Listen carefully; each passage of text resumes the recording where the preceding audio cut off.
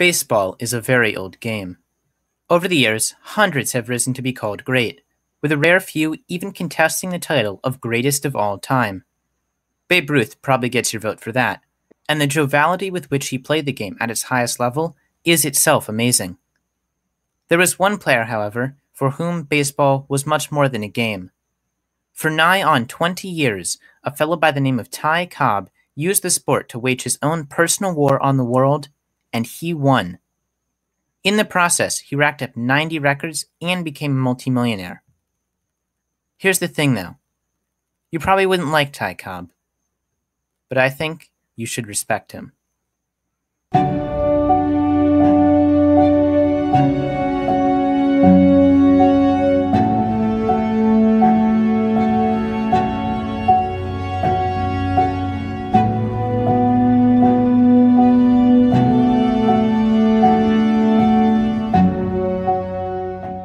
Tyrus Cobb was born in 1886 in Narrows, Georgia. Like many kids of his era, he became fascinated by baseball and decided he wanted to be a ball player, much to his father's dismay. As a teenager, Cobb tried out for several teams before getting a job with the Anniston Steelers for a monthly salary of $50. Cobb wanted more than just a spot in a semi-pro league, and he started promoting himself by sending anonymous letters into the Atlanta Journal that pretended to be fan mail of himself. The newspaper eventually ran a story on how Cobb showed a lot of potential and was clearly well admired, using the letters as evidence. Cobb, you see, was pretty darn crafty, a fact that would define much of his playing career. Cobb then rejoined another team called the Augusta Therese, who soon sold his contract to the American League's Detroit Tigers. Keep in mind, at this point in time, professional athletes had very little bargaining power, so when a player's contract was sold to another team, they had very little say in the matter. Years later, a similar thing would happen to Babe Ruth when his contract was sold to the New York Yankees. At this point in time, though, Ty Cobb is not yet Ty Cobb, the myth that we know. Little is known of his childhood, as you might have inferred from the fact that I jumped right into his playing career. I think the following events may have had a greater impact on who Cobb became, though, than any childhood he did have. In 1905, 3 weeks before Cobb was set to start his first game with the Detroit Tigers, his mother shot and murdered his father. Apparently, Cobb's father had suspected his wife of infidelity and was sneaking around the home. His wife thought he was a thief and shot him in the dark. She was charged with murder, but was later acquitted. This must have had a great effect on the young Ty Cobb, who was only 18 at the time. Regardless of the murder, Cobb went ahead and did start his first game in center field against the New York Highlanders, later renamed the Yankees. This was on August 30th, 1905. In his first at-bat of that game, he hit a double. That's just kind of how Cobb was. Cobb was soon subject to abuse by his teammates, who may have been hazing him or were simply jealous of his raw ability. This included things like breaking his wooden bats and nailing his cleats to the clubhouse, both of which would have been expensive to the lower-middle-class Cobb to replace. Cobb later said that these actions are what turned him into, quote, a snarling wildcat. Cobb only hit .240 that year. By most standards, that's an okay-ish batting average for a rookie, but it's not particularly exceptional by any means. Cobb played in what is known as the dead ball era.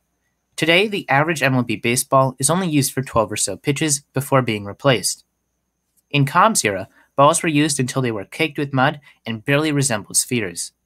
For that reason, and simply that balls were designed softer to begin with, hitting home runs was a pretty rare feat. You could lead the league by hitting 9 or 10 home runs in a single year. In 2021, Shohei Ohtani completed hitting 13 home runs in June alone. While home runs were rare, though, high batting averages were not. In this era, the best players approached and sometimes surpassed a batting average of 400. Following his rookie season, Ty Cobb would never hit under 300 again. His age 19 season the next year, he hit .316, a then record batting average for his age. He then decided to never hit that low again either. In 1907, Cobb's Tigers won the pennant and then lost the still new World Series to the Cubs. He hit .350 that year and led the league. Then the Tigers won the pennant again in 1908. Cobb again led the league with a .324 batting average, and they again lost to the Cubs. I'm sure Cobb, who was a fierce competitor and who Charlie Gehringer said regarded baseball as something like a war, would be pleased that it took the Cubs 108 years to win the World Series again. In August of that same year, Cobb married Charlie Marion Lombard. There's a bit of a misconception that athletes prior to the modern era did not train themselves or keep in good shape. There may be some truth to this. Athletes' training was definitely not the science it was today, but they still did take care of themselves. I always tried to keep in condition. That means everything. For instance, I only ate 2 meals a day. I built up my legs in 2 ways. I hunted all through the winter, frequently walking all day long. I almost lived on my legs. In addition, I always hunted in heavy boots. When the training season opened, I fixed a piece of lead to my shoes.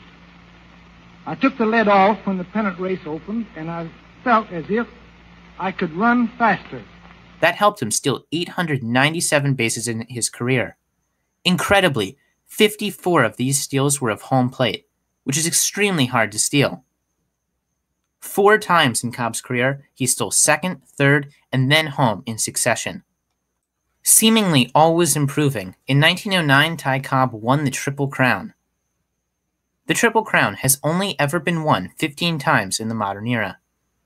It refers to when a batter leads their league in batting average, home runs, and runs batted in, or RBIs for short. But then there is the Major League Triple Crown, which is when a batter leads both leagues in these same categories. That's only happened 5 times. Cobb is one of those 5. The best part about this is that Cobb led baseball in home runs without ever hitting a ball over the fence. That's because there are really 2 types of home runs in baseball. There's the conventional one, where you hit the ball over the fence and get to jog around the bases for a while. And then there's the breakneck, inside the park home run. That's when you hit a ball into the outfield and are simply fast enough to get all the way around the bases. Cobb hit 9 of those in the season, an AL record to this day. Cobb's lack of regular home runs may have been more of a choice than we think, though. His career spanned from the dead ball era to the livelier home run era that Babe Ruth ushered in. Cobb was especially annoyed by the fact that Babe Ruth was still extremely successful and popular despite not training and being out of shape and overweight. On May 5, 1925, Cobb announced that he was going to try to hit home runs for a few days to prove he simply chose not to. He then proceeded to go 6 for 6 in one game with 3 home runs and a double. The next game, he hit 2 more home runs. He then announced he was going to revert back to his preferred style of play, and so ended Cobb's home run barrage. Cobb did have a few weaknesses, though. He wasn't a terrific defensive outfielder and accumulated 271 errors in his career. He also had a terrible habit of fighting people. He got into several brawls throughout his career, and that resulted in him being suspended a few games. He was disliked by almost everyone, including his own teammates. It should be said, though, that other players did respect Cobb. When he was suspended due to fighting a heckling fan, his teammates refused to play in solidarity. Still, whole schemes were concocted to stop Cobb, including a 1910 attempt, which frankly deserves its own video, to prevent him from winning the batting title. But you really couldn't stop Ty Cobb.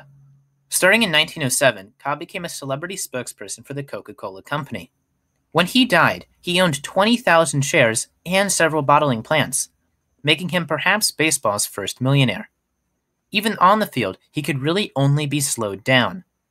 During the race for a batting title in 1911, Joe Jackson held a slight lead, just 0.009, over Ty Cobb for the best batting average. Cobb and Jackson were friends, but when Jackson's team visited Cobb for a series, Cobb refused to speak to Jackson, and when Jackson questioned this, Cobb responded by snapping at him. Cobb later proudly remarked that these mind games are what gave him the final advantage. Cobb had a fairly analytical mind when it came to baseball. He once said, quote, "I never tried anything foolish when a game was at stake, only when we were far ahead or far behind. I did it to study how the other team reacted, filing away in my mind any observations for future use." Here is one example. I figured out one play to use against Hal Chase. He used to snap the ball over to third to catch me rounding the bag. I'd always slide back. I had to wait 2 years for the right time to work it. But one day, I just kept on going and managed to score the winning run. In 1918, Ty Cobb enlisted in the Chemical Corps branch of the U.S. Army, which seems only fitting, along with a bunch of other players. He only served 67 days before receiving an honorable discharge. Exposure to the chemical gas there eventually contributed to the death of Cobb's friend and Hall of Fame pitcher, Christy Mathewson. In 1921, Ty Cobb became player-manager of the Tigers. That same year, he collected his 3,000th hit, the youngest player to ever do so. The Tigers, under Cobb's management, were not that good, partially because Frank Navin didn't want to waste money, which was also the reason he had Cobb play and manage at the same time. In 1926, both Ty Cobb and Tris Speaker announced their retirements. This came as a surprise, but it later turned out that they had been coerced into retirement by Dutch Leonard, who claimed that they had fixed a game. The game in question had occurred on September 25, 1919, which had resulted in a Tigers victory. Hearings were held privately by Commissioner Kennesaw Mountain Landis. However, Dutch Leonard refused to participate, and Cobb and Speaker were cleared of all wrongdoing. Having already left the Tigers, Cobb then joined the Philadelphia Athletics and played 2 seasons there before retiring on his own terms. He finished with more than 4,000 hits and a career batting average of .366, a record to this day. Following his retirement, Cobb occasionally praised modern players and even helped a young Joe DiMaggio negotiate a contract. But he was mostly quiet. He divorced his first wife after 39 years of marriage and 5 children in 1947. He then married Frances Cass in 1949 before divorcing her in 1956. Cobb died in 1961 at the age of 74. Publicly, he claimed no regrets, but privately, there were several things he had wished that he had done differently. He, however, felt that, quote, "I've been lucky. I have no right to be regretful of what I did," end quote. Cobb died with no real friends, alone. Following his death, writer Hal Stump published several books on Cobb, which are filled with historical inaccuracies so numerous that it's almost as if Stump was creating a different character. Stump claims most of the people Cobb brawls with were African American, suggesting Cobb to be a deeply racist figure. Cobb, in fact, was a great supporter of Jackie Robinson breaking the color barrier and said, quote, "I see no reason in the world why we shouldn't compete with colored athletes as long as they conduct themselves with politeness and gentility. Let me say also that no white man has the right to be less of a gentleman than a colored man. In my book, that goes not only for baseball, but in all walks of life." End quote. Stump also makes Cobb out to be a strangely vicious person to the point that he claims Cobb sharpened his spikes to gash other players. Stump's Cobb captures the public's imagination. It is perhaps still the dominant image of him. We have to be careful when talking about history to not mythologize the people in it. Ty Cobb was no devil, nor was he a saint. You wouldn't like Cobb if you met him. He was rough around the edges, he could be crass, he could be mean, and that's fine. Ty Cobb was simply a man who played baseball, and he wasn't going to let anyone stop him from being the best. The secret that we chose was that I have the highest lifetime batting average in baseball, .367 for a lifetime average. The reason it was hard to choose that one was because he also held the following records. The highest average in one American League season, he tied with George Sisler for .420. Most bases stolen in one season, most total stolen bases, most seasons played in majors, most games played, most times at bat, most hits, scored most runs, most years batting champion, most years hit over 300, most years hit over 400, and that's only the beginning of the record. In 1936, Ty Cobb became the first player voted into the Hall of Fame. He received 222 out of 226 votes, more than Babe Ruth that same year.